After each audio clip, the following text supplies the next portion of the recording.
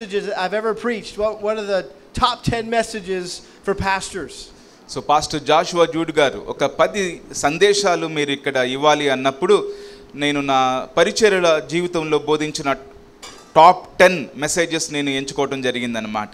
And as I was originally thinking about all the different passages that I could address with you, I didn't think of this one. నేను చాలా వాటిని అనుకున్నాను, చాలా వాక్య భాగాల నుంచి మీకు బోధించాలని నేను చూడటం జరిగింది. కానీ ఈరోజు ఇప్పటి సమయంలో చెప్తున్న ఈ సందేశం మాత్రం, ఈ వాక్య భాగం మాత్రం చెప్పాలని అనుకోలేదు. So God brought this passage to my mind at the very last minute before I left to come here. Just ఇక్కడికి రావడానికి ముందు, అంటే అమెరికా దేశం నుంచి పయనించక ముందు ఆఖరి క్షణాల్లో ప్రభు ఈ యొక్క వాక్య భాగాన్ని నాకు జ్ఞాపకం చేశారు. But the Lord laid on my heart, how can you spend a week with pastors in India and not talk about marriage and ministry? ఒక వారం రోజులు ఇండియా దేశంలోని సంఘ కాపరులతో సమయం గడుపుతున్నప్పుడు మరి వివాహము గురించి, అలాగే వివాహముకు పరిచర్యకు మధ్య ఉన్న సంబంధం గురించి మాట్లాడకపోతే ఎలా ఉంటుంది అని నేను అనుకున్నాను. And I know that if you're in the ministry, that you have come to realize that that ministry can be a marriage killer.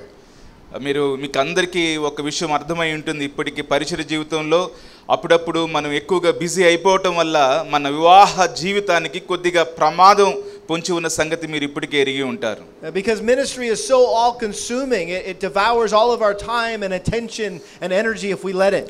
మన యొక్క శక్తియుక్తులు, మన సమయం ఎక్కువగా ఈ పరిచర్య డిమాండ్ చేస్తుంది. కాబట్టి వివాహ జీవితంలో కొద్దిగా కుంటుపడే అవకాశం ఉంది. And we wake up 20 or 25 years into our marriage and we realize that we have never really invested time and energy in our wives because we've been so busy doing the work of the ministry. So ఒక 20-25 ఏళ్ళు అయిన తర్వాత సడన్గా మనం కళ్ళు తెరిచి, అయ్యో ఈ 20-25 సంవత్సరాలు నమ్మకమైన భర్తగా నేను లేనే, నా భార్య పట్ల నేను చేయాల్సిన పనులు నేను చేయలేదే అని విచారంతో ఉండే అవకాశం ఖచ్చితంగా ఉంటుంది. And if we're not careful, that precious sweet sister in Christ that agreed to partner with us in a life of ministry will die on the vine before our very eyes. అవును, పరిచర్యలో మనకు పాలి భాగస్తురాలుగా ఉండటానికి వచ్చిన మన సోదరీలు మనతో పాటు కలిసి ఆ వివాహ జీవితంలో, పరిచర్య జీవితంలో నడిచి చివరికి ఆ విధంగా మన ముందు వెండిపోవటం అనేది మనకు చాలా దుఃఖ కారణం కావచ్చు. My wife Kelly and I committed to the Lord and to one another to serve Him 35 years ago. 35 సంవత్సరాల క్రితము వారి సతీమణి కలిసి ప్రభువును సేవిద్దామని ఒక చక్కటి ప్రమాణం తీసుకున్నారు. In fact, the song that we walked out of our wedding, as we exited our wedding, holding hands, was a song that simply said, hand in hand we'll serve the Lord together. వివాహం అయిన తర్వాత మరి పెళ్లి కుమారుడు పెళ్లి కుమార్తె కలిసి చేతిలో చేయి వేసి బయటకు వస్తూ ఉంటారు కదండి. అలా వస్తూ ఉన్నప్పుడు ఆ చక్కటి పాట, ఆ హ్యాండ్ ఇన్ హ్యాండ్ అంటే చేతిలో చేయి వేసి పరిచర్యలో ముందుకు సాగిపోదాం అనే ఒక చక్కటి పాట పాడటం జరిగిందన్నమాట 35 సంవత్సరాల క్రితం. మనలో ఎవరికైనా గుర్తుందా అసలు పాట ఏం పాడారు? But the one conversation that has come up the most in the 35 years we've been married is about how marriage and ministry are constantly competing with one another. ఈ యొక్క 35 సంవత్సరాల వివాహ జీవితాన్ని నేను నా సతీమణి పరిశీలించినప్పుడు ఈ యొక్క వివాహము అలాగే పరిచర్య రెండు కూడా ఒకదానికొకటి పరస్పర విరుద్ధంగా ఏ విధంగా ఉంటూ ఉన్నాయనేది చాలాసార్లు మేము చర్చించుకోవాల్సి వచ్చింది. And it always seems that I'm getting marriage and ministry out of balance. చాలాసార్లు మా ఇద్దరికి అనిపించింది ఏంటంటే వివాహమునకు అలాగే ఈ యొక్క పరిచర్యకు మధ్య బ్యాలెన్స్ చేయడంలో మేము తరచుగా విఫలమయ్యామేమో అనిపించింది. And I think that's the greatest challenge for a man in his marriage, to make sure, or I should say a minister and his marriage, that he's making sure he's balancing the marriage and ministry. పరిచర్యలో ఉన్న సంఘ కాపరులు అలాగే వారి సతీమణి మధ్య ఒక ముందు ఉన్న ఒక ప్రాముఖ్యమైన సవాల్ ఏంటంటే ఆ బ్యాలెన్స్ను, ఆ పరిచర్యకు వివాహ జీవితానికి మధ్య ఉన్న బ్యాలెన్స్ను ఏ విధంగా సమతూకం చేసుకోవాలనేది. And there's one verse in the New Testament that I need to be reminded of often. ఈ యొక్క నూతన నిబంధనలో మనకు అనుగ్రహించబడిన లేఖన వాక్యం ఒకటి ఎప్పుడు తరచుగా నాకు జ్ఞాపకం వస్తూ ఉంటుంది. And it reminds me to make sure that I'm taking good care of my wife. ఆ వాక్య భాగం నాకు జ్ఞాపకం వచ్చినప్పుడల్లా కూడా వారికి అనుగ్రహింపబడిన భార్య పట్ల ఎంత జాగ్రత్త తీసుకోవాలో వారి జ్ఞాపకం చేయబడుతుంది. The verse is 1 Peter chapter 3 verse 7. మొదటి పేతురు రాసిన మొదటి పత్రిక 3వ అధ్యాయము 7వ వచనం. And this is Peter is addressing the husband's responsibility to his wife. ఇక్కడ ఒక భార్య పట్ల భర్తకు ఉండాల్సిన బాధ్యత గురించి పేతురు భక్తుడు ప్రస్తావిస్తూ ఉన్నాడు. So go ahead and read verse 7. పేతురు రాసిన మొదటి పత్రిక 3:7. అటువలనే పురుషులారా జీవమును కృపావరంలో మీ భార్యలు మీతో పాలివారై ఉన్నారని ఎరిగి ఎక్కువ బలహీనమైన ఘటమని భార్యను సన్మానించి మీ ప్రార్థనలకు అభ్యంతరము కలగున్నట్లు జ్ఞానము చొప్పున వారితో కాపురము చేయుడి. Now, I wasn't expecting to see so many women at this conference. నేనైతే ఈ కాన్ఫరెన్స్ లో ఇంతమంది మహిళలు పొందుతారని నేను అనుకోలేదండి. I was just expecting to see a bunch of guys. అందరూ కూడా ఎక్కువగా పురుషులే ఉంటారేమో అని నేను భావించడం జరిగింది. But I'm glad you're here because I want to have some fun with you today.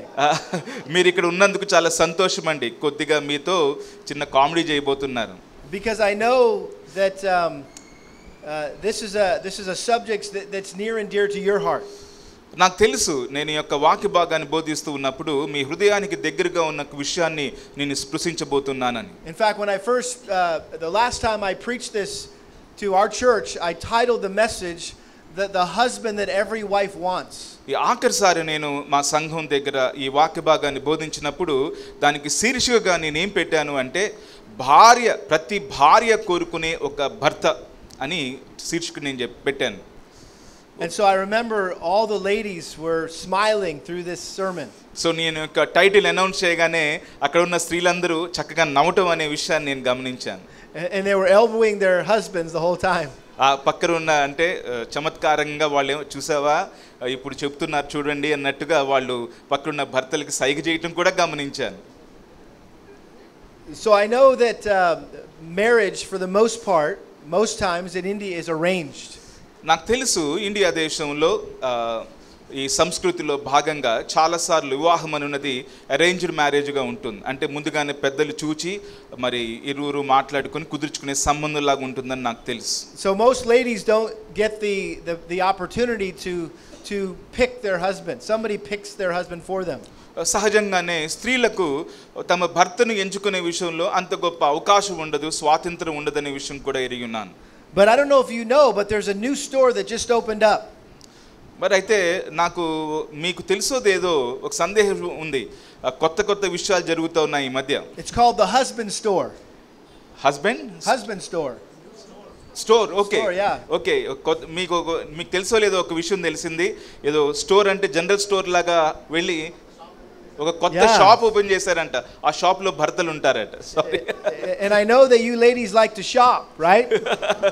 నాకు తెలుసు కదా స్త్రీలు షాపింగ్ చేయడానికి ఇష్టపడతారు. So this is a store you can shop for a husband. ఆ యొక్క స్టోర్కి వెళ్ళినట్లయితే మీరు చక్కగా మీ భర్తల గురించి షాప్ చేసుకోవచ్చు. And so this store has 6 floors. ఈ యొక్క స్టోర్ లో ఈ షాప్ లో 6 అంతస్తులు ఉన్నాయి. And the quality of the men that a woman can choose from increases on each successive floor. భర్తలో ఉండాల్సిన లక్షణాలు ఈ యొక్క మొదటి అంతస్తు నుంచి ఆఖరి 6వ అంతస్తు వెళ్ళే కొద్ది ఉన్నతమైన లక్షణాలుగా మారుతూ ఉంటాయి. But there are very strict rules that you must follow. అయితే ఆ యొక్క సెలక్షన్ చేసే విషయంలో మాత్రం మీరు చాలా కఠినమైన పద్ధతులు అవలంబించాల్సి వస్తూ ఉందన్నమాట. You can only visit once. మీరు ఒక్కసారే ఆ యొక్క స్టోర్ని విజిట్ చేయొచ్చు. You can choose any man from any floor. A floor లో ఉన్న ఏ వ్యక్తినైనా కూడా మీరు ఎంపిక చేసుకోవచ్చు. You can go up to and shop on the next floor. అయితే మీరు ఒక అంతస్తు నుంచి మరొక అంతస్తుకు వెళ్ళి మీరు ఎంపిక చేసుకోవచ్చు. But you can't come back down.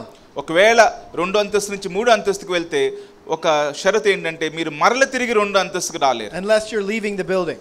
ఒకవేళ మీరు అలా వెళ్ళిపోవాలనుకుంటే మాత్రం బిల్డింగ్ నుంచే బయటికి వెళ్ళిపోవాల్సి వస్తుంది. So a woman walks into the store and she comes into the bottom floor and there's a sign. ఒక స్త్రీ ఆ యొక్క షాప్ దగ్గరికి వచ్చినప్పుడు ఆ మొదటి అంతస్తు దగ్గరికి వచ్చినప్పుడు అక్కడ ఒక గుర్తు కనిపిస్తూ ఉంటుంది. floor number 1, men who have good jobs. ఆ ఫ్లోర్ నెంబర్ 1 అంటే మొదటి అంతస్తులో ఏంటంటే మంచి ఉద్యోగం ఉన్న పురుషులు అని ఒక సూచన మీకు కనిపిస్తుంది అన్నమాట. And she thinks to herself, well, that's nice, but I wonder what's further up. And so she goes up to the next floor. అక్కడ సూచన చూసిన వారికి ఏమనిపిస్తుందంటే, అబ్బా ఇది చాలా బాగుంది, మరి పైకి వెళ్ళి చూద్దాం ఇంకా ఎంత మంచి లక్షణాలు ఉన్నాయో అని. And there's a sign that says floor 2, men who have good jobs and love kids.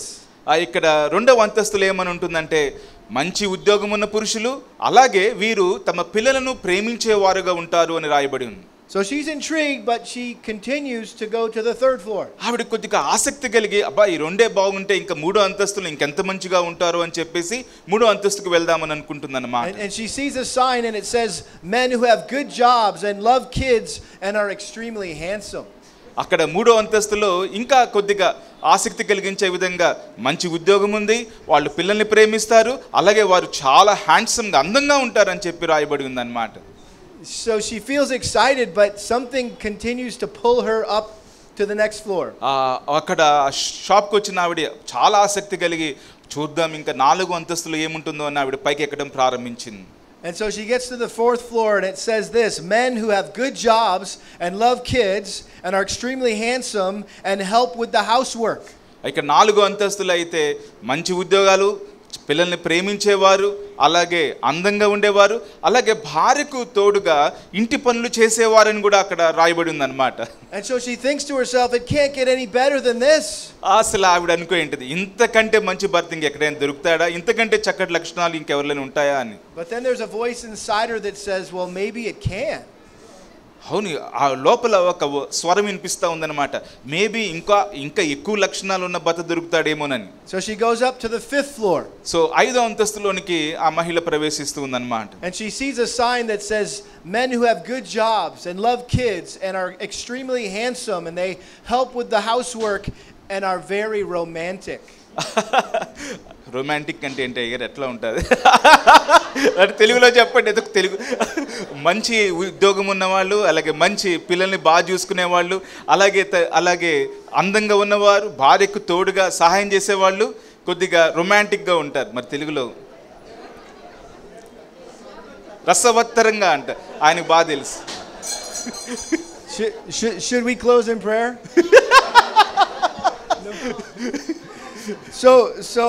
So having found what she's looking for, this is a dream come true. She's tempted to stay on that floor and pick a guy, but something just continues to make her want to go to the next floor. Bus ఇంకా ఆవిడకి అనిపించింది అనమాట, నా కలల్లో నేను ఎవరినైతే ఊహించుకున్నానో అటువంటి వాళ్ళు ఇక్కడ దొరుకుతున్నారు, కానీ మనసులో చూద్దాం ఇంతకంటే మంచి భర్త దొరుకుతాడేమోనని పైకి వెళ్ళటం ప్రారంభించింది. And she gets to the 6th floor. So 6వ ఫ్లోర్కి వెళ్ళిందనమాట మహిళ. And she sees a sign that says you are visitor 1,012,345,000 to this floor. అమ్మో, అక్కడికి 6వ తరగతికి వెళ్ళి 6వ ఫ్లోర్కి వెళ్ళిన తర్వాత అక్కడ ఒక సూచన ఉందనమాట, నువ్వు ఇక్కడికి వచ్చిన వాళ్ళల్లో 1 బిలియన్, తర్వాత 120 లక్షలు, ఆ తర్వాత ఇంకెన్నో కోట్ల మంది నీకంటే ముందు వచ్చారని అక్కడ రాయబడి ఉంది. And it says there are no men on this floor. ఈ 6వ ఫ్లోర్కి వెళ్ళిన తర్వాత అక్కడ రాయబడిన సూచన ఏంటంటే ఇక్కడ ఇంకెవరు పురుషులు లేరు అని రాయబడింది. And the sign continues to read this. ఆ సైన్ అక్కడ సూచన ఏమని తెలుపుతుందంటే, this floor exists solely to prove that women are impossible to please. అక్కడికి వెళ్ళిన తర్వాత ఏమని రాయబడిందో తెలుసా అండి, ఇక్కడికి రావటం వల్ల మీరు ఒక విషయాన్ని ప్రూవ్ చేశారు, అదేంటంటే ఆడవాళ్ళని సంతృప్తి పరచడం చాలా కష్టము అని అక్కడ రాయబడింది. నేను చెప్పలేదు, ఏం చెప్తాను. Thank you for shopping at the husband store. Have a nice day. ఈ షాప్లో షాపింగ్ చేయడానికి వచ్చినందుకు చాలా సంతోషం అండి, వందనాలు, మంచి రోజు మీకు శుభములు అని చెప్పారన్నమాట. Now ladies, my sisters in Christ. ఇప్పుడు మిమ్మల్ని బ్రతిమాడుకుంటున్నారు ఆయన, సోదరిమణులారా ప్రభునందు నా యొక్క సోదరిమణులారా అంటున్నారు. I didn't tell that joke at your expense. మిమ్మల్ని ఏదో ఉడికించాలని నేను అలా చెప్పలేదండి. I just wanted to point out that women tend to have very high expectations for the men that they marry. ఒక ఉన్నతమైన భావాలు కలిగి ఉంటారని, వారు కోరుకునే పురుషుల పట్ల వారు ఉన్నతమైన భావాలు కలిగి ఉంటారనే విషయాన్ని మీకు వివరించి చెప్పడానికే నేను యొక్క కథ చెప్పాను. And those expectations oftentimes go unmet. అప్పుడప్పుడు ఆ యొక్క ఊహలు వాస్తవాన్ని దాటిపోతాయి అన్నమాట. And rarely do the men that you marry live up to what you hoped for or what you dreamed of. చాలాసార్లు మీరు వివాహం చేసుకున్న పురుషులు మీ ఊహలకు తగ్గట్టుగా ఉండరు. మీ యొక్క భావాలకు వారు అతీతులు, ఐ మీన్ అంత ఎక్స్పెక్టేషన్ సరిగ్గా ఉండరు అన్నమాట. ఆ మ్యాచ్ చేయరు. But believe it or not, that is by divine design. అయితే మీరు ఒక విషయాన్ని జ్ఞాపకం చేసుకోవాలి. వారు మీ ఊహలకు మీ యొక్క ఆలోచనలకు తగ్గట్టుగా ఉండకపోయినా కూడా అది దేవుడు ఏర్పాటు చేసినది అనే విషయాన్ని మనం గ్రహించాలి. And so God did create marriage so men and women could enjoy the most intimate of human relationships. So స్త్రీ పురుషులు చక్కటి సంబంధ బాంధవ్యాలు కలిగి ఉండాలని దేవుడు వివాహం అనే వ్యవస్థను మనకు అనుగ్రహించారు. But he intended it also to create a sense of disillusionment. అయితే అదే వివాహ వ్యవస్థలో ఒక నిరాశ నిస్పృహ కలిగి ఉండటం కూడా ప్రభు అనుమతించారు. Like there was something missing. అయితే ఏదో మనం కోల్పోతున్నాము అనే నిరాశ వైరాగ్యం. And so he wanted our marriages to remind us that nothing or no other person besides him can ever fully satisfy us. ఏదో అసంతృప్తి కానీ ఏదో వైరాగ్యం కానీ మన వివాహ జీవితంలో ఉంది అంటే దాని గుర్తు ఏంటంటే దేవుడు తప్ప మనకు పూర్ణ సంతృప్తి సమాధానం కలిగించేది ఇంకెవరు లేరు అని. And if we look to anyone else to meet our desires and our wants besides God, we are guaranteeing frustration and disappointment. ఒకవేళ ప్రభువులో దొరికిన సంతృప్తి, ప్రభువు వలన పొందుతున్న సమాధానము శాంతిని ఇతరుల జీవితాల్లో వారి వలన మనం పొందుకుంటామని చూస్తే గనక మనం తప్పకోకుండా నిరాశపూరితులం అవుతాం. And so ladies, remember, no one will ever love you like Jesus loves you. స్త్రీలారా మీరు ఒక విషయాన్ని గుర్తుపెట్టుకోండి, ప్రభువైన యేసు క్రీస్తు మిమ్మల్ని ప్రేమించినట్లుగా మరి ఎవరు కూడా మిమ్మల్ని ప్రేమించలేరు. But at the same time, God does command husbands to love their wives. మరి అదే సమయంలో పురుషులకు జ్ఞాపకం చేస్తూ ఉన్నాను, మీరు మీ భార్యలను ప్రేమించాలని దేవుని చేత ఆజ్ఞాపించబడ్డారు. And men, we are called to love our wives like Jesus loves us. యేసు ప్రభు మనల్ని ప్రేమించినట్లుగా మనము మన భార్యలను ప్రేమించాలని పిలువబడిన వారంగా ఉన్నాం. And we are also called to love our wives like Jesus loves them.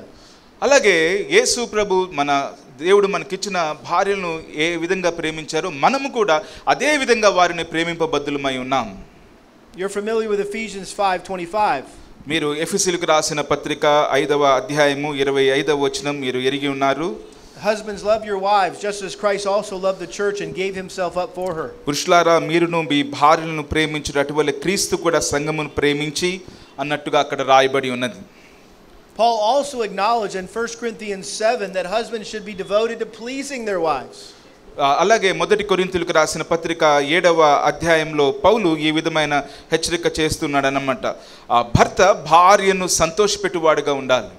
So 1 Corinthians 7:32 to 34. మొదటి కొరింథీయులకు రాసిన పత్రిక 7వ అధ్యాయం 32 నుంచి 34 ఈ విధంగా రాయబడి ఉంది. Yeah, read 32 and 34. Yeah. మీరు చింతలేని వారై ఉండవలనని కోరుచున్నాను. పెండ్లి కానివాడు ప్రభువును ఎలాగూ సంతోషపెట్టగలనని ప్రభు విషయమైన కార్యములు గూర్చి చింతించుచున్నాడు. పెండ్లి అయిన వాడు భార్యను ఎలాగూ సంతోషపెట్టగలనని లోక విషయమైన వాటిని గూర్చి చింతించుచున్నాడు. అటువలనే పెండ్లి కాని స్త్రీయు కన్యకయు తాము శరీరమందును ఆత్మయందును రాండ్రై ఉండుటకు ప్రభు విషయమైన కార్యములు గూర్చి చింతించుచుందురు గాని పెండ్లి అయినది భర్తను ఎలాగూ సంతోషపెట్టగలనని లోక విషయమైన వాటిని గూర్చి చింతించుచున్నది. And so we shouldn't interpret that verse to mean that we shouldn't get married because then our interests are divided. ఇక వాక్య భాగాన్ని చదివినప్పుడు మనం ఈ విధమైన వివరణ తీసుకోకూడదు, అసలు మనం పెళ్లి చేసుకోకపోతే బాగుంటుంది అని.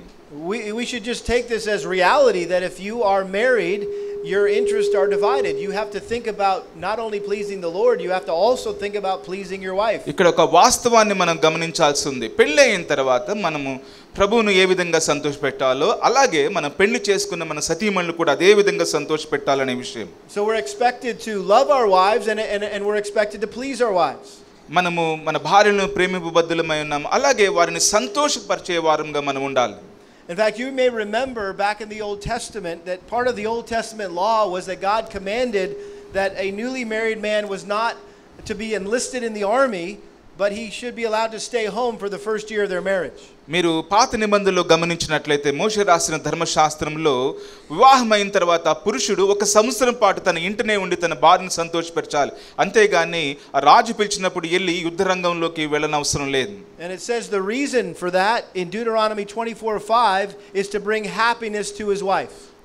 24వ అధ్యాయం ద్వితీయోపదేశకాండ 15వ వచనంలో రాయబడినట్లుగా అతడు దాని వెనుకున్న ఉద్దేశం ఏంటంటే అతడు తన భార్యను సంతోషపరచున వాడై ఉండాలి. So the question is, how can we as husbands love our wives and please our wives and make our wives happy? ఒకవేళ మన ముందున్న సవాల్ గురించి మనం చూసినట్లయితే మనము దేవుడు మనకు అనుగ్రహించిన భార్యను ఏ విధంగా సంతోషపరచాలి, ఏ విధంగా ప్రేమించాలి, వారు ఏ విధంగా సంతోషపడేటట్లు మనం ఉండాలి. Well, we can all be thankful for Peter because he answers that question in this verse. ఈ యొక్క పేతురు భక్తుడికి మనం నిజంగా వందనాలు చెల్లించాలి. అతడు మన ప్రశ్నలకు సమాధానకరంగా ఈ యొక్క వాక్య భాగాన్ని మనకు అనుగ్రహించాడు. And based on what Peter says in this verse, it's not as difficult as it might seem to figure out what your wife wants. మన నుంచి మన భార్యలు ఏం కోరుకుంటున్నారో తెలుసుకోవడం పెద్ద కష్టం కాదు ఈ వాక్య భాగాన్ని గనక మనం క్షుణ్ణంగా చూసినట్లయితే. And guys, I can't recommend another verse more highly for you to put to memory and put into practice in your life. You cannot recommend more. I can't recommend any other verse more than this verse. ఇంకా దీనికన్నా ఇంకా మంచి వాక్య భాగం చూపించాలంటే నేను చూపించలేను అన్నమాట. ఇది మాత్రం చాలా మంచి వాక్య భాగం అని చెప్తూ ఉన్నారు. And I have found that whenever my marriage with Kelly is in a slump, it's not going good. There's a lack of closeness or intimacy between she and I can usually trace it back to my failure to apply and live out this verse. ఆయన తన వివాహ జీవితంలో ఒక విషయాన్ని గమనించారు. వారికి వారి సతీమణి కిల్లి గారికి మధ్య ఎప్పుడైనా ఆప్యాయతలోను అనురాగంలోను ఎక్కడైనా ఆయన ఫెయిల్ అవటం జరిగినప్పుడు ఈ వాక్య వచనాన్ని ఆయన సరిగ్గా ప్రాక్టికల్గా పాటించని పరిస్థితి ఉన్నట్లుగా ఆయన గమనించడం జరిగిందన్నమాట.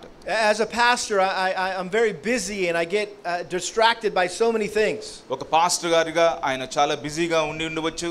అలాగే ఎన్నో విషయాలు ఆయన మనసును ఆయన శక్తిని ఆక్రమించుకొని ఉండవచ్చు. And oftentimes in my marriage I get lazy and I get comfortable. అప్పుడప్పుడు ఆయన ఏమని గమనించారంటే తన వివాహ జీవితంలో బద్ధకంగా ఉండటము, అలాగే పర్వాలేదులే పనులు జరుగుతున్నాయి కదా అని ఈజీగా తీసుకోవటం అనే విషయాన్ని కూడా వారు గమనించడం జరిగింది. And I forget what Peter said in this verse and our marriage suffers as a result. ఒకవేళ ఆయన ఏమని చెప్తున్నారంటే ఈ యొక్క వచనం ఏం చెప్తుందో ఆయన మర్చిపోయినప్పుడు ఖచ్చితంగా వారి సతీమణి కానీ లేకపోతే వివాహ బంధం కానీ సఫర్ అయ్యే ప్రమాదం ఉందని చెప్తూ ఉన్నారు.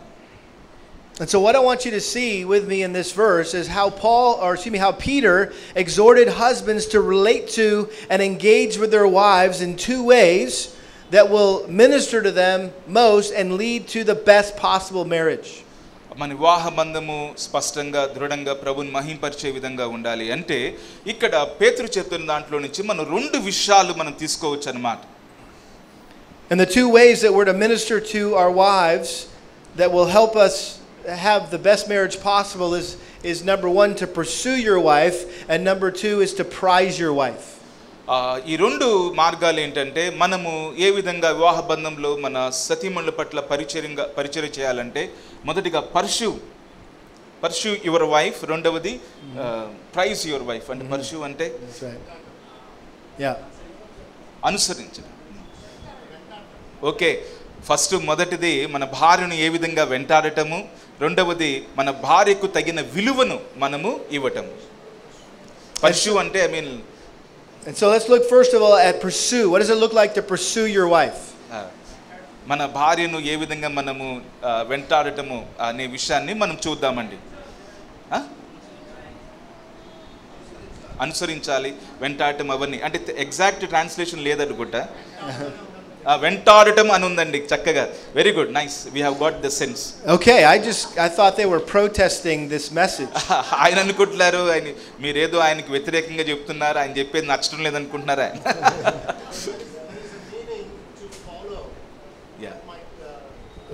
To pursue and to prize. Prize అంటే తగిన విలువ ఇవ్వటం. Yeah. Oh, okay. That's not what we want. Yeah. Yeah. Okay. Well, look what it says. It says likewise, first word. మీరు గమనించినట్లయితే మొదటి పేతురు 3వ అధ్యాయం 7వ వచనంలో అటువలనే అనే పదాన్ని దయచేసి గమనించండి. And so that word refers back to the theme of patiently submitting to those who treat us harshly and unjustly. ఆ యొక్క మాటను మనం గమనించినట్లయితే అది అంతకు ముందు చెప్పబడిన వాక్య భాగానికి దగ్గర సంబంధం కలిగి ఉంది. మనలను అన్యాయంగా బాధించిన వారి పట్ల మనము ఏ విధమైన ఓర్పు కలిగి ఉన్నవన్నో పేతురు భక్తుడు ఆ మొదటి అధ్యాయం నుంచి చెప్తూ వస్తున్నాడు. ఆ థీమ్కి కనెక్ట్ చేయబడి ఈ మాట ఈ పదము వాడబడింది. And so Peter has been talking about citizens and slaves and wives and how they are to submit to those that God has placed over them, even if they're treating them wrongly.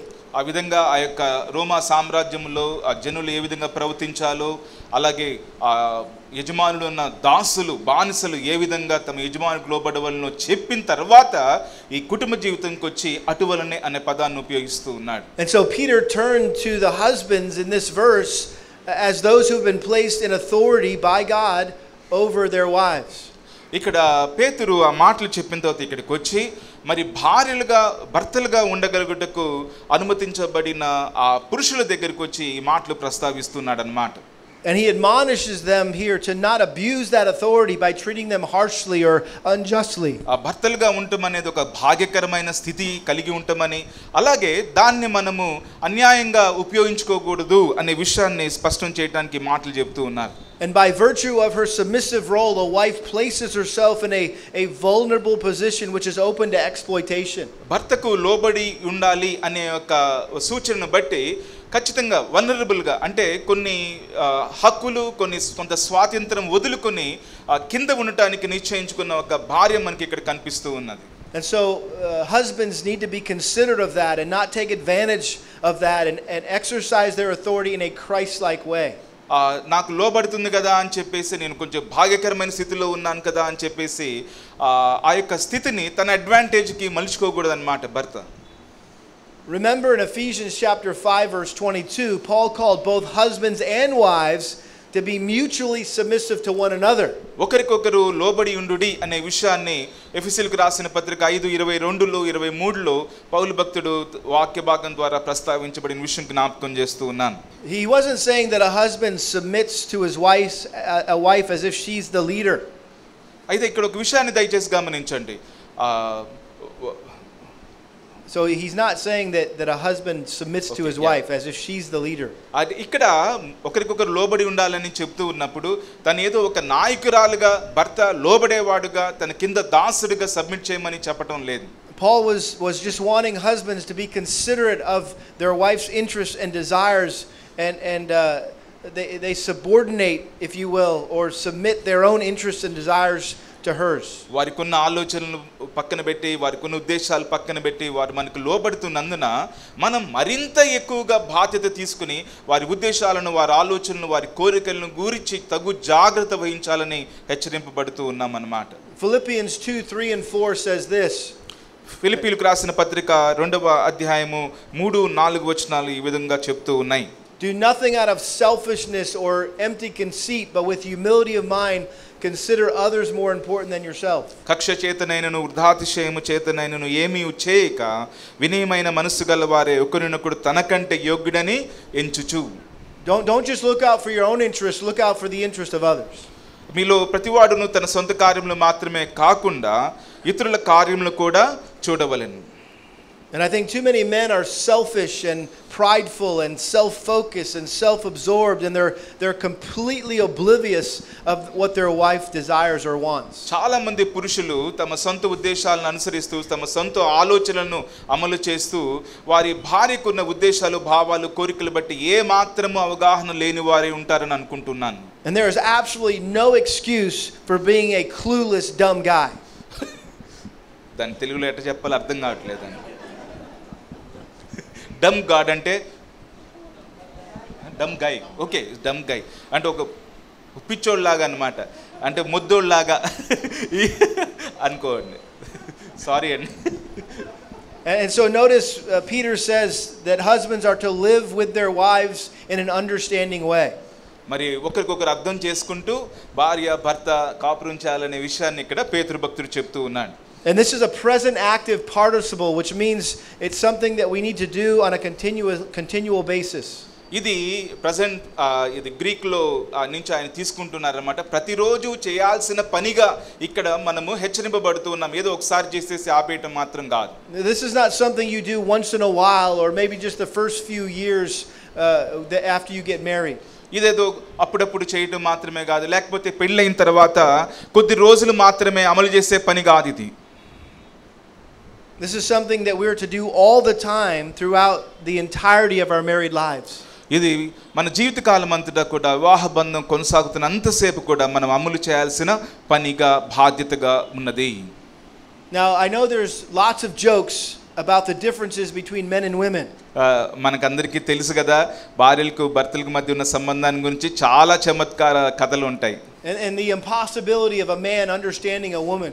ఒక భార్యను అర్థం చేసుకోవడం అసాధ్యం అని పురుషుడికి తెలుసు కదా. So దాని మీద చాలా చమత్కారంగా చెప్పవచ్చు. Guys, listen, we all know that our wives are different than us. మనకు పురుషులారా ఒకటి విషయం గమనించుకోండి, మన భార్యలు మనకంటే భిన్నమైన వారు. And sometimes we point out the differences and we make fun of them. అప్పుడప్పుడు మనం ఈ తేడాలను స్పష్టంగా ఎత్తి చూపి వారి పక్షాన్ని కొన్ని కవింపు చర్యలకు దిగుతూ ఉంటాం అన్నమాట. Or we let their differences irritate us or frustrate us, and even we might use them as an excuse for not loving them and leading them well. మనం ఈ విధంగా భిన్నమైన అభిప్రాయాలు కలిగిన వారంగా అప్పుడప్పుడు వారి వ్యక్తపరిచే భావాల అభిప్రాయాలు మనకి ఇష్టం లేనప్పుడు మనం వారిని ఏమాత్రం పట్టించుకోకుండా ఆ వివాహ బంధాన్ని కృంగదీసే వారంగా ఉంటాం మనం. And I think the reason this happens is because we try to understand our wives instead of simply living with them in an understanding way. మనం వారితో వారిని అర్థం చేసేసుకోవాలనే ప్రయత్నంలో ఉంటాం కానీ అలాగే వారిని అర్థం చేసుకుంటూ సర్దుకుపోయే గుణం కలిగి ఉన్నాం చాలాసార్లు. In other words, being sensitive and considerate and empathetic to them. వారి భావాల పట్ల, వారి ఉద్దేశాల పట్ల, వారి ఇష్టాల పట్ల చాలా జాగ్రత్తగా అలాగే అర్థం చేసుకుని సర్దుకుపోయే వారంగా మనం ఉండం. Let me give you an example. ఒక ఉదాహరణ నేను మీకు ఇవ్వాలని ఆశపడుతున్నాను. And just so you know, this entire sermon, everything I say is Kelly approved. ఈ రోజు చెప్పిన ప్రసంగం అంతా కూడా వారి సతీమణి కెల్లీ గారు అప్రూవ్ చేసి అంటే స్టాంప్ వేసిన తర్వాత చెప్తున్నారండి మనకి. My wife Kelly has given me permission to say all of this. వారి సతీమణి వారికి పర్మిషన్ ఇచ్చారన్నమాట, నువ్వు ఇవన్నీ నేను అప్రూవ్ చేసిన ఇవన్నీ మీరు చెప్పవచ్చు అని చెప్పి. And I never forget this something that happened right after we got married. నా వివాహం అయిన తర్వాత నేను ఒక విషయాన్ని అర్థం చేసుకోవడం జరిగింది. We had moved into our little apartment. వివాహం అయిన తర్వాత ఒక చిన్న అపార్ట్మెంట్ లోనికి మేము ప్రవేశించడం జరిగింది. And everything was going great for the first few weeks. మొదటి కొద్ది వారాలు మాత్రం అద్భుతంగా ఉందండి. And the honeymoon was not over. ఆ హనీమూన్ ఇంకా అవ్వలేదు, చాలా చక్కగా హ్యాపీగా కొనసాగుతుంది అన్నమాట వారి వివాహ జీవితం. Until one night. ఒక రోజు రాత్రి మాత్రం that I was getting in bed and Kelly was on the other side of the bed with her back turned to me. ఒక రోజు రాత్రి నేను పడుకుంటున్నప్పుడు అన్నమాట, నేను ఇలా పడుకుందామని చూసినప్పుడు ఆవిడ తన మొహం చూపించుకోకుండా అటువైపు తిరిగి పడుకోవడం అనే విషయాన్ని గమనించాను. And I noticed that she was crying. నేను ఒక విషయాన్ని గమనించాను, తను చాలా దుఃఖిస్తున్నట్లుగా నేను చూడటం జరిగింది. And so my heart went out to her. అప్పుడు నాకు చాలా బాధేసింది అన్నమాట, అరే ఏం జరిగింది తనకు అనుకున్నాను. And I thought, well, I must have done something to hurt her. నేను ఒక విషయాన్ని ఆలోచించాను, నేను ఏదో చేసి ఉంటాను తన బాధ పెట్టడానికి అని. Or maybe somebody else did something to hurt her. లేకపోతే ఇంకెవరైనా కూడా వారి క్రియల ద్వారా మాట ద్వారా తనని హర్ట్ చేసి ఉండొచ్చేమో అని ఆలోచించాను. And so I asked her the obvious question. So అప్పుడు అడగాల్సిన ప్రశ్న అదే కదా, నేను అడగటం జరిగిందన్నమాట, why are you crying? ఎందుకు ఏడుస్తున్నావు అని. And I'll never forget her answer. ఆవిడ చెప్పిన సమాధానం మాత్రం నా జీవితంలో మర్చిపోను. And to this day I still don't understand her answer. ఇప్పటికీ కూడా ఆ సమాధానం నేను అర్థం చేసుకోలేదు. I said, why are you crying? నేను అడిగాను, ఎందుకు ఏడుస్తున్నావు? And she said, I don't know. ఎందుకు ఏడుస్తున్నా నాకు తెలియదు, ఊరికనే ఏడుస్తున్నా అని చెప్పింది అన్నమాట. That's right. So at first I went from being sad for my wife to being mad at my wife. ఇక అప్పుడు దాకా అరే నేను నన్ను బాధ పెట్టాను, ఎవరైనా బాధ పెట్టారు అనే విషయం ఆలోచించడం మానేసి ఇంకా కోపం అన్నమాట. అసలు ఏంటి ఇట్లా చేస్తుంది అని అనుకోవటం మొదలుపెట్టాను. And I said, how can you cry about something you don't even know what you're crying about? ఏ విషయమై ఏడుస్తున్నావు నీకే తెలియనప్పుడు దాని గురించి ఎట్లా ఏడుస్తున్నావు అని అడిగాను. And that led to a big fight. ఇంకా ఆ విషయంతో మొదలైందండి గొప్ప యుద్ధం అనేది. Now, like I said, to this day, I still don't understand why she cries. నేను చెప్తున్నాను కదా ఆవిడ ఎందుకు ఏడుస్తుందో ఇప్పటికి కూడా నాకు అర్థం కాదన్నమాట. But I do know that it's part of who she is.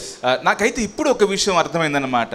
తను ఏమైనదో అందును బట్టి తను అప్పుడప్పుడు అలా చేస్తూ ఉంటుందని. And it's how God created her. అట్లా ఆ విధంగా ఉండకు దేవుడు తనను సృష్టించారు. And so it's helpful for her at times to release emotion that gets pent up, and for me just to be there to comfort her and not try to fix it. అప్పుడప్పుడు ఆ విధంగా ఆ భావోద్వేగాలు తనలో నుంచి బయటికి వెలగక్కటానికి తన అలా కన్నీరు కారుస్తున్నప్పుడు నేను ఏం మాట్లాడకుండా జస్ట్ అక్కడ కూర్చుని చూసి కొంచెం ఆదరణ కలిగించడానికి, మౌనంగా ఉండి ఆదరణ కలిగించడానికి నిశ్చయించుకున్నాను. And so now that I've been married to her for 35 years, I can kind of see it coming on her face.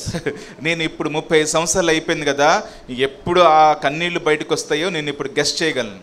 And so I'll just ask her, I'll say, do you want to cry? అప్పుడప్పుడు అలా ఇంకా నెమ్మదిగా బయటకు వస్తున్నప్పుడు వెంటనే అడుగుతా అనమాట, ఏంటి ఎడవాలనుందా అని. And so and then I hug her and I let her cry and I hand her Kleenex. అప్పుడప్పుడు అలా వచ్చినప్పుడు ఏంటంటే నేను వెంటనే ఆవిడ దగ్గరికి వెళ్ళి చక్కగా చుట్టూ చెయ్యి వేసి పట్టుకుని పర్వాలేదు అని చెప్తా ఉంటాను. And I don't ask her why she's crying. అయితే ఇప్పుడు అడగను నేను ఎందుకు ఏడుస్తున్నావు అమ్మ అని చెప్పి, మౌనంగా ఉంటాను అంతే. I don't try to solve the problem. ఆవిడకున్న సమస్యను ఏదో నేను పరిష్కరించాలని పెద్ద హీరోలాగా ట్రై చేయను. I just console her. Just కేవలము ఆదరిస్తాను అంతే. Keep handing her Kleenex after Kleenex. అదే ఆవిడకి మన కర్చీఫుల్ లాగా టిష్యూస్ ఇస్తారనమాట తన కళ్ళు తుడుచుకోవడానికి. And she gets done crying and she says thank you and she goes on her way.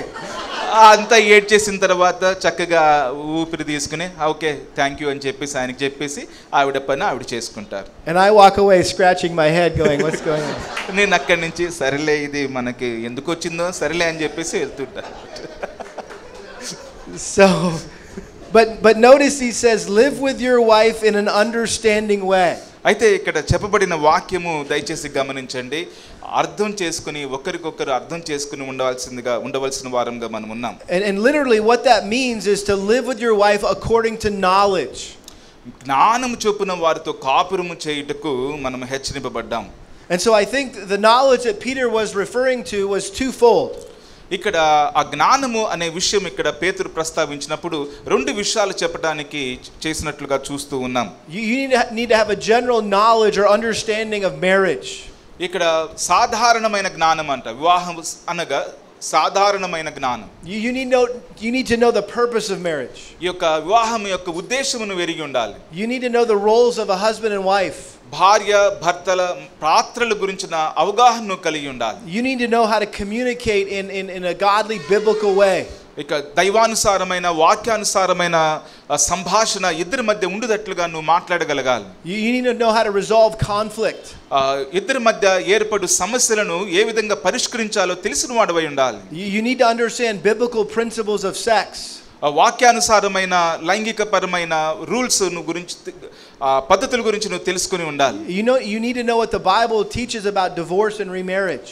ఈ యొక్క డైవోర్స్ గురించి అలాగే మరల తిరిగి పెళ్లి చేసుకోవడం గురించిన వాక్యానుసారమైన సూచనలు ఆజ్ఞలు ఏవై ఉన్నవో మీరు తెలుసుకోగలగాలి. And so the way to grow in your knowledge and understanding of these things is to spend time studying God's word and listening to sermons and reading books and being discipled by older godly couples. ఈ విషయాలపై అవగాహన కలిగి ఉండాలంటే నీవుగా దేవుని వాక్యమును పఠించాలి. అలాగే నీకంటే ముందుగా ఈ విశ్వాస యాత్రలో వెళ్తున్న వారి సూచనలు వినాలి. అలాగే ఎక్కువ వివాహ బంధం యొక్క సంవత్సరాలు గడిపిన వాళ్ళ నుంచి నువ్వు సూచనలు తీసుకుంటూ ఉండాలి. So you need to have a general general knowledge of marriage. ఇక వివాహం గురించిన సాధారణమైన జ్ఞానము మనమందరం ఖచ్చితంగా కలిగి ఉండాలి. But you also have to have a specific knowledge of your wife. అయితే రెండో విషయం ఏంటంటే నీ భార్యని గురించి ఒక ప్రత్యేకమైన సూటి అయిన జ్ఞానమును కలిగి ఉండాలి. In other words, it's not my responsibility to know anything about your wife or for you to know anything about my wife. ఇక్కడ ఆయన ఏం చెప్తున్నా అంటే మీ భార్యల గురించి నాకేం అవసరం లేదు తెలుసుకోవాల్సిన, అలాగే నా భార్య గురించి మీకు సూటిగా అన్ని తెలుసుకోవాల్సిన అవసరం లేదు. కానీ we need to understand our wives. మనము దేవుడు మనకిచ్చిన భార్యల గురించి బాగుగా ఎరిగిన వారమై ఉండాలి. And so we need to know the intimate details of their life. అలాగే వారి గురించిన చాలా అంతరంగిక విషయాల గురించిన స్పష్టమైన అవగాహన కలిగి ఉన్న వారంగా ఉండాలి. How they think and how they respond. వారు ఏ విధమైన ఆలోచనలు కలిగి ఉన్నారు, ఏ విధంగా వారు ప్రతిస్పందిస్తారు అనే విషయాల పట్ల అవగాహన కలిగి ఉండాలి. What irritates them or what scares them. వారిని ఏ విషయాలు భయపెడతాయి, అలాగే ఏ విషయాలు వారిని చికాకు పెడతాయి అనే విషయాల పట్ల అవగాహన కలిగి ఉండాలి. What frustrates them. What are their dreams and their goals? వారిని ఏ విషయాలు నిరాశకు గురి చేస్తాయి, అలాగే వారి లక్ష్యాలు ఏంటి, వారి ఆశయాలు ఏంటి అనే వాటి పట్ల మనం అవగాహన కలిగి ఉండాలి. What are their strengths and weaknesses? అలాగే వారి బలాలు ఏంటి, వారి బలహీనతలు ఏంటి అనే విషయాల పట్ల అవగాహన కలిగి ఉండాలి. What are her temptations and besetting sins? వారు ఎదుర్కొంటున్న శోధనలు ఏంటి, వారు what are the sins that they face? Besetting sins or sins that they struggle with.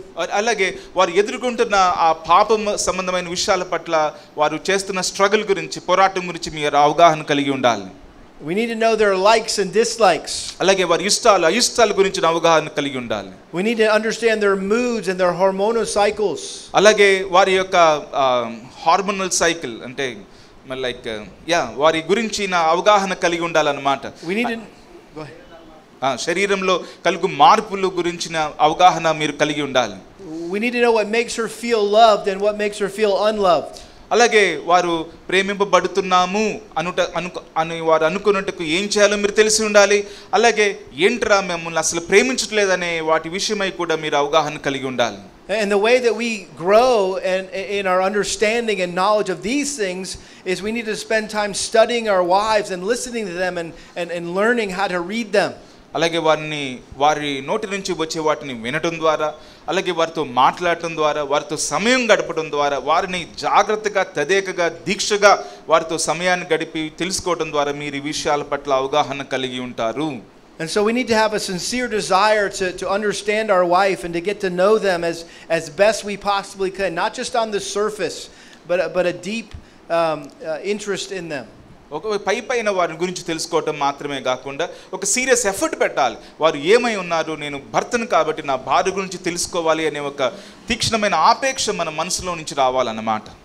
And I think the place to start is to carve out some time in your daily and weekly and monthly schedule to spend undistracted, unhurried time with your wife. ప్రతిరోజు, ప్రతి వారము, ప్రతి మాసం కూడా కొద్ది సమయము మీ భార్యలతో మీరు ఎవరు ఏ విధంగా డిస్ట్రాక్ట్ చేయకోకుండా, డిస్టర్బెన్స్ అనేది లేకుండా గడిపే సమయము మనకు ఉండాలి. And I think that there's three things that I've tried to do with my wife that have been very helpful. నేను వారి సతీమణితో చేస్తున్న 3 విషయాలు వారి వివాహ జీవితంలో చాలా సహాయకరంగా ఉన్నాయి.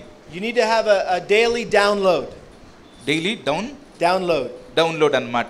అంటే డౌన్లోడ్ చేసుకుంటాం కదా, అలాగా ఒక రోజు మనం ఒక అంటే download. So take some time every day to sit down and talk about the day. ప్రతిరోజు మీరు కలుసుకుని కూర్చుని మాట్లాడుకోవాలన్నమాట ఏం జరిగింది అని చెప్పి. And then secondly, you need to have a weekly withdrawal. A weekly withdrawal. అలాగే ప్రతి వారం కూడా మీరు ఏం చేయాలంటే ఒకరికొకరు ఎడంగా అన్నట్టు. Yeah, where you get away together as husband and wife and go on a date. I got it now. అక్కడ అమెరికా దేశంలో డేట్ అని ఉంటుందన్నమాట. భార్య భర్త కలిసి వారిద్దరు ఏకాంతంగా, ఇక్కడేమో స్నేహితులు పిల్లలు వేసుకుని వెళ్తారు కదా, అక్కడ భార్య భర్తే వారానికి ఒక్కసారి బయటికి వెళ్ళాలన్నమాట. And then number 3, you need to build into your routine an annual anniversary. మరి జాగ్రత్తగా గమనించండి, సంవత్సరానికి ఒకసారి వచ్చే వివాహ దినం ఉంటుంది కదా, మ్యారేజ్ యానివర్సరీ, దాని చుట్టూ ఒక ప్రణాళిక కలిగి ఉండాలి మీరు. And this is one of the things Kelly and I look forward to most every year. ప్రతి సంవత్సరం కూడా ఆ యొక్క దినానికి మేము ఎదురు చూడటం జరుగుతుందన్నమాట వారి సతీమణి. We go away somewhere for a few days or a few nights to celebrate our anniversary. అసలు కొద్ది రోజులైతే మేమిద్దరమే కలిసి ఏకాంతంగా ఎక్కడికో వెళ్ళిపోతామండి మా యొక్క వివాహపు యానివర్సరీని సెలబ్రేట్ చేసుకోవడానికి. Now, obviously, all of those things take time and energy and money. నాకు తెలుసు ఒక విషయం, ఈ పనులన్నీ చేయటానికి కొద్దిగా డబ్బులు ఖర్చు పెట్టాలి, అలాగే కొన్ని శక్తియుక్తులు మనం ఖర్చు పెట్టాలి, అలాగే కొద్దిగా సమయం కూడా పడుతుంది మన జీవితంలో ఇవన్నీ అమలు చేయాలంటే. And so it may mean you need to be home more. నువ్వు కొంచెం హోంవర్క్ చేయాలి ఈ విషయాల గురించి పట్టించుకుని ఆలోచించుకుని చేయాలంటే. You need to work less hours. నువ్వు అప్పుడప్పుడు ఈ పనులన్నీ నువ్వు నీ జీవితంలో అమలు చేయాలంటే కొద్దిగా తక్కువ గంటలు పని చేయాల్సి రావచ్చు. You might have to turn off the TV. అప్పుడప్పుడు నువ్వు చూసే టీవీ సమయాన్ని తగ్గించి ఈ పనులు చేయాల్సి రావచ్చు. Or put down your cell phone. Cell phone అప్పుడప్పుడు పక్కన పెట్టేసి ఎక్కువగా నీ భార్యతో సమయాన్ని గడిపే అవకాశం రావాలి. See, we should never give our wives the impression that we're more interested in what went on in the world today than what went on in her world. మనం ఎప్పుడు కూడా మన భార్యలు ఏమనుకోవాలి అంటే ఈ ప్రపంచంలో ఉన్న అన్నిటికంటే కూడా ఎక్కువ ప్రయారిటీ నాకు నా భర్త ఇస్తున్నాడని అనుకునేలాగా మనం చేయాలి. And once you're sitting there face to face, you need to work hard at stimulating meaningful communication. ఎదురుబెదురుగా కూర్చున్నప్పుడు ఒక అర్థవంతమైన సంభాషణ మీ ఇద్దరి మధ్య జరుగులాగున మీరు కష్టపడాలి. And you need to learn to ask good questions that go beyond your schedule and deals more with the facts. ఏదో అప్పటికి అవసరమైన వాటి మట్టి కాక వాస్తవాలు బయటికి వచ్చినట్లుగా ఆ ప్రశ్నను అడగగల నేర్పును నువ్వు అలవర్చుకోవాలన్నమాట. And see, if guys, we just talk about what we did that day. మనం అప్పుడప్పుడు అనుకుంటాం ఆ రోజు మనం ఏం చేసామో మనం మాట్లాడేయచ్చు కదా అని చెప్పేసి. Our conversations as guys tend to be very superficial. మనం అప్పుడప్పుడు పురుషులుగా అబ్బాయి అది చేసే ఇచ్చేసి ఇక్కడ అది చేసా అని చెప్పేసి పైన విషయాలు మాడుతూ ఉంటాం అన్నమాట మనం. And when ladies get together, their conversations go deep. అయితే ఆడవాళ్ళు కలిసినప్పుడు మీరు గమనించారా వారి సంభాషణలు చాలా లోతుగా ఉంటాయి అన్నమాట. And they go deep fast. చాలా లోతుగా ఉంటాయి అన్నమాట, చాలా వేగంగా వెళ్ళిపోతారు ఆ సంభాషణ ఆ లెవెల్లోనికి. And so while that might be scary for us as guys to go deep, అప్పుడప్పుడు పురుషులుగా మనకు తెలుసు ఆ లోతుకి వెళ్తే చాలా విషయాలు బయటకు వస్తాయని మనం వెళ్ళాం. It's a way we can serve our wives and minister to our wives. అయితే ఆ విధంగా వెళ్ళటం ద్వారా మన భార్యల పట్ల జాగ్రత్త తీసుకుని వారంగా అలాగే వారి పక్షాన మనం పరిచయం చేయ విధానం అదే అన్నమాట. And this is maybe the scariest question that you can ask your wife. అయితే ఒక విషయాన్ని దయచేసి గమనించండి, భయంకరమైన ఒక ప్రశ్న ఏంటంటే మనం మన భార్యలను అడగటం. She's telling you about her day and what happened with the children and the neighbors and whatever she did at work. ఆ రోజు ఏం చేసావు, అలాగే పిల్లల పక్షాన పిల్లలు ఏం చేశారు, అలాగే ఎవరు ఏం మాట్లాడారు అనే విషయాలు అడగటం. And you need to stop her and ask her this question. అయితే ఆ విషయాలన్నీ అడుగుతూనే నువ్వు నెమ్మదిగా నిదానంగా ఒక ప్రశ్న వేయాలి. How did that make you feel? ఇవన్నీ జరిగాయి కదా, నువ్వు ఎలా వాటిని తీసుకున్నావు, నీకేమనిపిస్తుంది అనే విషయాలు అడగాలి. And make sure you're ready to listen for a while. ఆ ప్రశ్న అడిగామంటే కొద్దిగా నోరు మూసుకుని చెవులు తెరుచుకుని ఎక్కువసేపు వారు మాట్లాడుతుంటే వినే పురుషులుగా మనం ఉండాలి. If you ask a guy how he feels, he's like, I'm fine. ఒకవేళ పురుషుడిని అడిగామంటే ఎలా ఉన్నారు బాబు అంటే అద్భుతంగా అండి అని చెప్తారు. But if you ask a woman how she feels, you never know what she's going to say. అదే ప్రశ్న ఎలా ఉన్నావు అని ఒక స్త్రీని అడిగితే మాత్రం ఆవిడ ఏం చెప్తుందో మీరు అస్సలు ఊహించలేరు అన్నమాట. She might say she's happy. అలాగే తను చెప్పొచ్చు నేను సంతోషంగా ఉన్నానండి. She's sad. నేను విచారంగా ఉన్నానని. She's lonely. అరే నేను ఒంటరిగా భావిస్తున్నానని. She's excited. అబ్బా చాలా ఆనందంగా ఆశ్చర్యంగా అద్భుతంగా ఉందండి. She's scared. అప్పుడప్పుడు భయంగా ఉందండి, కొంచెం దిగులుగా ఉందనొచ్చు. And so again, be willing to ask questions like that, especially if the cricket match is about to start in 10 minutes.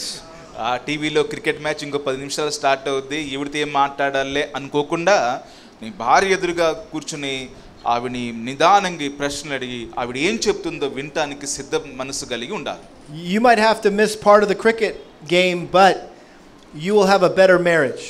అప్పుడప్పుడు ఆ క్రికెట్ మ్యాచ్ నువ్వు మిస్ అవ్వచ్చు, కానీ ఒక చక్కటి వివాహ బంధాన్ని నీ జీవితంలో మనము కలిగి ఉండడానికి వీలు ఉంటుంది. And when your wife does express how she feels, be careful how you respond to her. నీ భార్య తను ఏ విధంగా ఉంటుందో, లేకపోతే ఈరోజు ఇలా ఉందండి, నాకు అలా ఉందండి అని చెప్పినప్పుడు నువ్వు చాలా జాగ్రత్తగా ప్రతిస్పందించేవాడిగా ఉండాలి. Oftentimes when our wives share with us that we did something or didn't do something that hurt them, or they perceive a problem in our marriage, we don't always respond in a godly way. అప్పుడప్పుడు మన భార్య, అరే మీరు ఇలా చేశారండి, మీరు నన్ను బాధ పెట్టారండి, లేకపోతే మీరు నన్ను ఈ విధంగా సంతోషపెట్టారని అన్నా కూడా మనము వాక్యానుసారంగా ప్రతిస్పందించకపోవడం చాలా అనర్థాలకు దారి తీసే వీలుంది. And if we react in anger and frustration, we're going to shut them down or turn them off. అప్పుడప్పుడు మన లోపాలు ఎత్తి చూపబడినప్పుడు మన భార్య ద్వారా నోరు మూసుకో అని చెప్పేసి ఆ సంభాషణ అక్కడికి ముగించేసే ప్రమాదం చాలాసార్లు మనం చేస్తూ ఉంటాం. So we need to create an atmosphere where our wives can be open and honest with us, and they're not afraid to tell us how they really feel. పురుషులుగా మనం ఇద్దరి మధ్య ఒక వాతావరణాన్ని సృష్టించాలన్నమాట. వారు చాలా ఓపెన్గా లోపల మనసులో వాళ్ళు ఏమనుకుంటున్నారో అదే వారు బయటికి స్పష్టంగా చెప్పగలిగినట్లుగా మనం వారిని సిద్ధపరచాలి. And again, don't always try to correct her or fix whatever it is that she's talking about. అయితే ఈ విషయాలు మాట్లాడుతున్నప్పుడు ఎప్పుడు కూడా ఆవిడ తప్పు చేసింది, ఇట్లా చేసి ఉండొచ్చు, అట్లా చేసి ఉండొచ్చు అని చెప్పేసి మనం అట్లా చెప్పకూడదండి. There's a funny YouTube video that maybe you could find if you search for it. Okay, యూట్యూబ్లో ఒక చమత్కారంతో కూడిన ఒక వీడియో ఉందండి. ఒకవేళ మీరు కనుక సెర్చ్ చేసినా మీరు కూడా చూడొచ్చు. It's called "It's Not About the Nail." It's not about the nail అంటే అది ముళ్ళును గురించి కాదు, అంతే కదా. You ever seen this? Nail మేకును గురించి మాత్రం కాదు. Yeah. So it's a movie, a short movie about a husband and wife sitting on the couch having a conversation. ఒక సోఫాలో భార్యాభర్తలు కూర్చుని మాట్లాడుకుంటుండగా ఒక షార్ట్ మూవీ అన్నమాట. దాని గురించి ఇది మేకు గురించి కాదు అనే ఒక title. And the wife is telling her husband how she's just experiencing all this pain in her head. తన తలలో ఎందుకు నొప్పి వస్తుందో దాని గురించి చెప్తూ ఉంటుందన్నమాట భర్తకి. And the camera zooms into her forehead and she has a nail stuck in her forehead. ఆ కెమెరా అప్పుడు ఏం చేస్తుందంటే దగ్గరికి చూసినప్పుడు ఇక్కడ నుదిటి మీద ఒక మేకు దిగ్గబడటం గమనించడం జరుగుతుంది. And so the husband naturally says, "Well, honey, I think it's because you have a nail in your forehead." అరే అబ్బా నువ్వు ఇంత నొప్పి ఉంది ఎందుకు అంటే ఇదిగో ఈ యొక్క మేకు నీ యొక్క నుదిటి మీద దిగబడిందని చెప్తున్నాడు భర్త. Which irritates and frustrates his wife because he's not listening to her. అరే అలా చెప్తూ ఉన్నప్పుడు వాస్తవమే కదా, కానీ తన భార్యకి మాత్రం చాలా కోపం వస్తుంది, అస్సలు విషయం అర్థం చేసుకోవట్లేదు ఏంటని. And so he backs off and he listens to his wife, and she tells him all about all these other things that are, bothering her as he's looking at that nail in her forehead. ఈ భర్త మాత్రం అదే ఇదే కదా తనకు నొప్పి కలుగజేస్తుంది అని చెప్పేసి ఆ మేకునే చూస్తూ ఉంటాడు. కానీ ఆవిడ మాత్రం ఏం జరిగిందో, తను ఎందుకు బాధపడిందో, తను ఎందుకు అలా కృంగిందో అనే విషయాలు చెప్తూ ఉంటుందన్నమాట. And so the video ends that she's so thankful that her husband was sensitive and he listened to her, and she says, "Thank you so much," and she goes to hug him, and when they hug each other, he hits the nail by accident, and they pull back and they start arguing again. He hits a nail into her head. No, he hits the nail by accident. Okay, right. అలా ఆవిడ దగ్గరికి వచ్చి అంత video అయిపోయిన తర్వాత అబ్బా నేను ఎన్ని చెప్పినా కూడా నా భర్త చాలా సానుకూలంగా విన్నాడు, అరే చాలా సంతోషము, నిజంగా థ్యాంక్ యూ అని చెప్పేసి ఇట్లా దగ్గరికి వచ్చి ఇలా పట్టుకుంటున్నప్పుడు యాక్సిడెంట్లుగా ఏమవుతుందంటే ఇక్కడ ఉంది కదండి మేకు, మళ్ళీ ఒకసారి కొడతాడు, మళ్ళీ వెంటనే గొడవ మొదలవుద్ది అనమాట. Well, you'll have to watch it. It's much better watching than listening me explain it through a translator. నేను చెప్పటం, నేను ఒక భావం చెప్పటం, ట్రాన్స్లేటర్ గారు ఇంకేదో కలిపి చెప్పటం ఇది కాదు, కానీ మీరే చూడండి. The point is we need to be a student of our wife. ఏం నా దీనిలోని పాయింట్ ఏంటంటే మనము ఒక భార్య దగ్గర వారిని నిశ్చితంగా గమనిస్తూ నేర్చుకునే విద్యార్థి యొక్క లక్షణం కలిగి ఉండాలి. And we shouldn't be content with a high school diploma. మనం ఊరిని ఏదో హై స్కూల్ చదివి +2 చదివి ఆపేద్దాం అన్నట్టుగా ఉండకూడదు. We shouldn't be content with a bachelor's degree. మనం ఏదో జస్ట్ డిగ్రీ పట్టభద్రులం అయితే సరిపోద్ది అనుకోకూడదు. We shouldn't be content with a master's degree. మరి పీజీకి వెళ్ళిపోవాలన్నమాట, ఎంఏలు ఎంఎస్సీలు చేసేయాలి మనం. Our goal should be to have a doctor's degree on our wives. భార్యను అర్థం చేసుకునే విషయంలో మనం +2లు బిఏలు ఎంఏలు కాదండి, పిహెచ్డీలు సంపాదించాలని చెప్తున్నారు ఆయన. And God in his providence has a way in that class is always in session. దేవుడు ఒకవేళ గనక నీ భార్యను తెలుసుకునే విషయంలో నువ్వు పిహెచ్డి సంపాదించాలనుకుంటే దేవుడు తన కృపలో చాలా క్లాస్ రూమ్స్ అనుభవాలు మీకు అనుగ్రహిస్తాడు. And the answers are always changing. మన భార్యల దగ్గర నుంచి వచ్చే సమాధానాలు మాత్రం ఎప్పటికప్పుడు మారిపోతూ ఉంటాయండి. ఎప్పటికప్పుడు ఫ్రెష్గా కొన్ని విషయాలు నేర్చుకోవాల్సి వస్తుంది అన్నమాట మీరు. And what was true when you first got married may not be true 10 years or 20 years into the marriage. So మొదటి సంవత్సరంలో ఏవైతే వాస్తవాలు నీ భార్య ఫలానా అనుకుంటున్నావో 10 ఏళ్ల తర్వాత అట్లా ఉండకపోవచ్చు. అప్పుడు మళ్ళీ కొత్త విషయాలు నేర్చుకోవాల్సి రావచ్చు. And so our wives always keep us guessing. అలాగే మన దేవుడు మనకిచ్చిన భార్యలు ఏం చేస్తారంటే ఎప్పటికప్పుడు మనం ఏంటబ్బా ఇది అనే బుర్రగొక్కునే వారంగా చేస్తూ ఉంటారన్నమాట. And the truth of the matter is we actually don't have a choice when it comes to furthering our education with our wives. We are going to get a doctorate whether we want it or not. ఇక్కడ ఇంకొక choice లేదండి. మనం ఖచ్చితంగా వారిని గురించి తెలుసుకునే విషయంలో ఖచ్చితంగా మనం చదువుకుంటా ఉంటామే. అబ్బాయి నేను చదవనని పక్కన కూర్చోవడానికి వీలు లేదు. And this might be a sensitive subject, but I think it will help illustrate what I'm talking about. ఇది కొద్దిగా సున్నితమైన విషయమే ఇప్పుడు నేను చెప్పబోయేది, కానీ మీరు అర్థం చేసుకోవడానికి సవిరంగా ఉపయోగపడుతుందని భావిస్తూ ఉన్నా. A few years ago, God enrolled me into a new class called Menopause 101. Okay, కొన్ని సంవత్సరాల క్రితము దేవుడు నేను ఒక క్లాస్లో ఎన్రోల్ అవటానికి సహాయం చేశారనమాట. మెనోపాజ్ 101 అని చెప్పేసి ఒక క్లాస్ అనమాట, మా బిబ్లికల్ కౌన్సిలింగ్లో నేను. Yeah, and again, remind you, my wife has given me permission to say these things. జాగ్రత్తగా వినండి, నా వారి భార్య ఆయనకు అనుమతి ఇచ్చింది ఈ విషయాలు చెప్పడానికి. A few years back, something happened to my wife, and at first I wasn't sure what to do about it.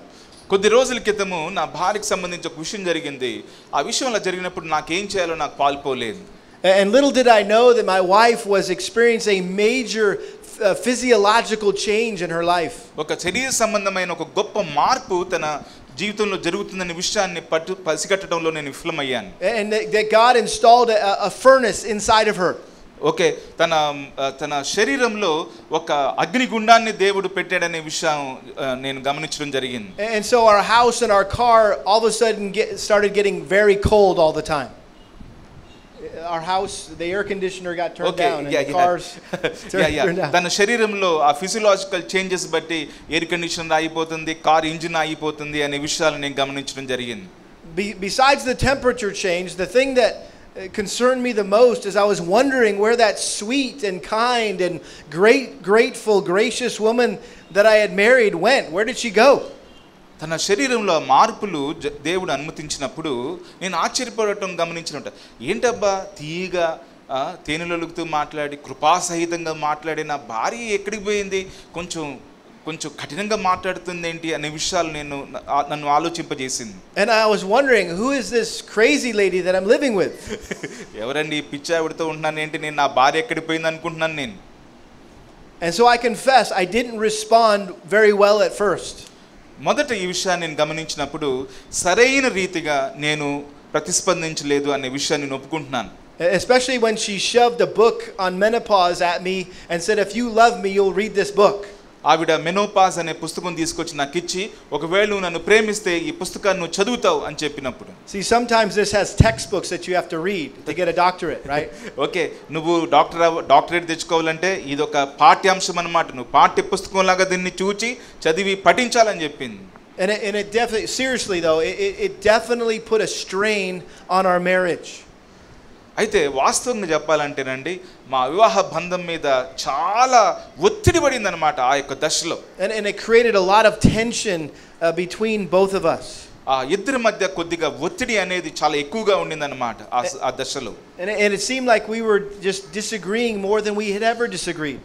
అంతవరకు ఎప్పుడు కూడా మేము ఆ విధంగా అయిష్టాతను వ్యక్తపరచుకోలేదు, కానీ ఏదైనా విషయం తీసుకుంటే ఆవిడ ఒకటి చెప్పడం నేను ఒకటి చెప్పడం జరిగింది. But then two things happened that changed everything. అయితే రెండు విషయాలు జరిగాయి, దానివల్ల మొత్తం సరైపోయింది. The first thing was during one of our kind of hot flash conversations when she was feeling hot and the temperature wise, and so we were arguing with one another. అప్పుడప్పుడు ఆ menopause వల్ల జరుగు చేంజెస్ని బట్టి ఆవిడ చిన్న కోపంగా చికాగ్గా ఉన్నప్పుడు మేమిద్దరం వాదించుకుంటూ ఉన్నప్పుడు she blurted out. She goes, I feel like I'm a crazy lady. అసలు ఆవిడ వెంటనే గట్టిగా లేచి అరిచిందనమాట, నేను చాలా పిచ్చిదానిలాగా వెరిదానిలాగా నేను ప్రవర్తిస్తున్నానే అని చెప్పి. And I thought to myself, that's what I've been thinking. అవును, అదే నేను అనుకుంటుంది అనే విషయాన్ని నా మనసులో అనుకున్నాను. But it was in that critical moment that it dawned on me that she didn't even know what was going on inside of her. And it made me much more patient and much more compassionate towards her. అదే విధంగా మేమిద్దరం ఒకరి పట్ల ఒకరు అరుచుకుంటూ ఉంటుంటే ఆవిడని ఆ స్థితిలో చూసి ఒక విషయం సడన్గా నాకు అర్థమైందనమాట. అసలు ఎందుకు చేస్తుందో, ఏ విషయాలు చేస్తుందనే విషయం పట్ల అవగాహన లేకుండా అశక్తురాలుగా తను ఉంది అనే విషయం నా బుర్రకు మనసుకు అర్థమైంది.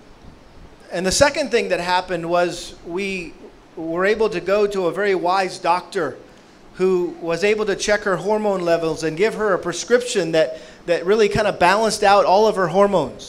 అలాగే మేమిద్దరం కూడా దేవుని కృపను బట్టి ఒక మంచి డాక్టర్ గారి దగ్గరికి వెళ్ళడం జరిగిందన్నమాట. ఆవిడ హార్మోన్ లెవెల్స్ని చెక్ చేసి ఒక చక్కటి ఆవిడ సమతూకం కలిగి ఉండలాగిన ఒక చక్కటి ప్రిస్క్రిప్షన్ ఇవ్వటం జరిగింది ఆ డాక్టర్ గారు. And so now Kelly and I both call it her crazy lady medicine.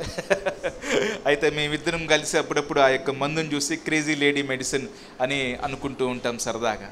And whenever she tells me it's ready at the pharmacy to go get picked up, I drop whatever I'm doing and I race to the pharmacy to get it.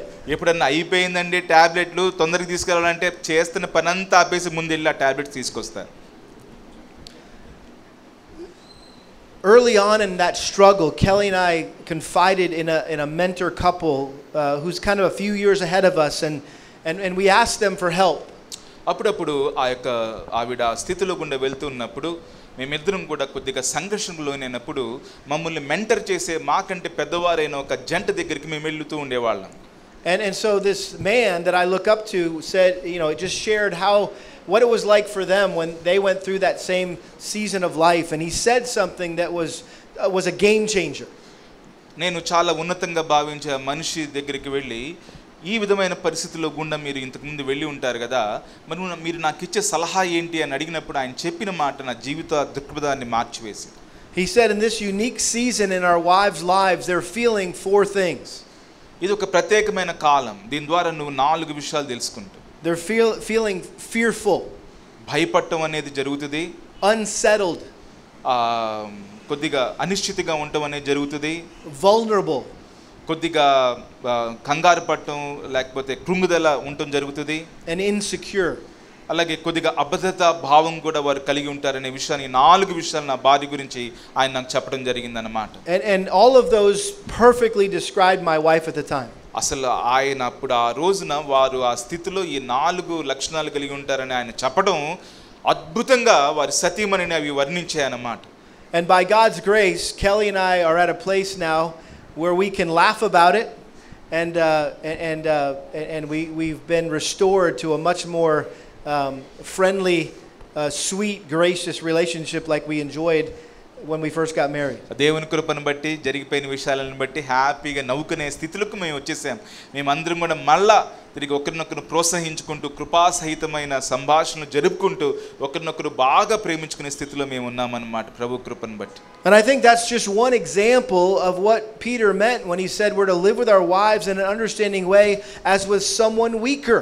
అయితే పేతురు తన ఈ విషయాన్ని ఇక్కడ ప్రస్తావిస్తూ ఉన్నప్పుడు బలహీనమైన ఘటమని భార్యను ఎంచి జాగ్రత్తగా జ్ఞానం చొప్పున వారితో కాపురం చేయమన్నప్పుడు నేను చెప్పింది ఒక ఉదాహరణ మాత్రమే, ఒక కోణం మాత్రమే. And this is not a put down on women that implies that somehow women are inferior to men. ఏదో నేను మరి స్త్రీలు పురుషుల కన్నా బలహీనమైన వారని చెప్పడానికి మాత్రం కాదండి నేను చెప్పింది. Nowhere does the Bible say that women are inferior to men. They're spiritual equals. దయచేసి బైబిల్ ఎక్కడ కూడా స్త్రీలు పురుషుల కంటే తక్కువ వారని చెప్పడం లేదు. వారు ఇరువురు కూడా ఆత్మీయంగా ఏకరీతిన ఉన్నవారే. Peter was simply referring to the fact that generally speaking men are physically and at times emotionally stronger than women. So భావోద్వేగాల పరంగా అలాగే సాధారణంగా చూసినట్లయితే పేతురు చెప్తున్న విషయం మనం అర్థం చేసుకోగలం. పురుషులు బలవంతులు అనే విషయాన్ని మనం ఇక్కడ ఈ రెండు కోణాల పరంగా మనం చూడగలం. And that's why when my wife and I are laying in bed at night and she hears something in the other room that scares her, I don't say, well, go up and see what it is. I go. మేమిద్దరం bed మీద పడుకున్నప్పుడు పక్కన రూమ్లో ఏదైనా గట్టి శబ్దం వినిపించింది అనుకోండి, ఎల్లు చూడు అని చెప్పను. ఆవిడని అర్థం చేసుకున్నాను కాబట్టి నేను వెళ్ళి చూస్తాను ఆ గొడవ ఏంటో, ఆ యొక్క శబ్దం వచ్చిన కారణం ఏంటో. And that's why if I get a flat tire as we're driving down the road, I don't tell my wife to get out of the car and fix the flat tire. I do. ఒకవేళ కార్లో వెళ్తున్నప్పుడు సడన్గా car puncture అయిపోయింది అనుకోండి, కెళ్ళి నువ్వు వెళ్ళి చెయ్యి అని చెప్పాను. నేను దిగి ఆ కార్ పంక్చర్ అయిన టైర్ తీసేసి ఇంకో టైర్ వేసి కార్ నడిపిస్తాను అన్నమాట. And so wives tend to be more sensitive, more easily or deeply hurt by things. So వారు కొన్ని విషయాల పట్ల సున్నితంగా ఉంటారు. సో కొన్ని విషయాలు వారిని తీవ్రంగా బాధ పెట్టేవి కూడా ఉంటాయి. And rather than letting that frustrate us or make us impatient, the weakness of our wife should make us want to honor them and respect them even more. వారికున్న ఈ స్థితిని బట్టి మనం వారిని తక్కువ చూసే వారిగా కాకుండా, వారిని లెక్కలేని వారిగా చూసే కాకుండా, వారిని మరింత బాధ్యత తీసుకుని మరింత కేర్ చూపించే వారిగా మనం ఉండాలి. And Paul said in 1 Corinthians 12 that the members of the body that seem weaker are necessary and we should give them more abundant honor. మొదటి కొరింథీయులకు రాసిన పత్రిక 12వ అధ్యాయంలో పౌలు చెప్తున్నాడు కదా, సంఘంలో బలహీనమైన అవయవాలు కూడా అవశ్యములే అని చెప్తున్నాడు. అలాగనే వారు కూడా కొన్ని విషయాల్లో బలహీనమైన వారుగా ఉన్నా కూడా వారు కూడా వివాహ బంధానికి అతి ముఖ్యమైన వారు. And he says, notice back in 1 Peter 3:7 that we need to treat her as a weaker vessel because she's a woman. ఆవిడ బలహీనమైన ఘటమని, ఆవిడ స్త్రీ కాబట్టి కొన్ని విషయాల్లో ఆ విధంగా ఉంటుందనే విషయాన్ని మనం ఇక్కడ చూస్తూ ఉన్నాం. And it's because of their femininity that we should treat them with thoughtfulness and tenderness. ఆలోచనతోనూ చాలా టెండర్గా అలాగే సెన్సిటివ్గా వారిని మనం ట్రీట్ చేయాలి. And that word vessel there, when he talks about a weaker vessel, the word there is for a jar or some kind of container. ఆ బలహీనమైన ఘటము అనే వీకర్ వెజల్, ఆ మాట ఒక జార్ని సూచిస్తుంది అన్నమాట, ఒక కుండలాగా. And some guys treat their wives like the container that you put trash in that you just kind of kick around and don't care about. ఒకవేళ అప్పుడప్పుడు మనం ట్రాష్లో వేసేటట్టుగా మనం ఇట్లా ఇసిరేస్తాం కదా కొన్నిటిని, అలా ట్రీట్ చేస్తూ ఉంటామండి మనము మన భార్య పట్ల.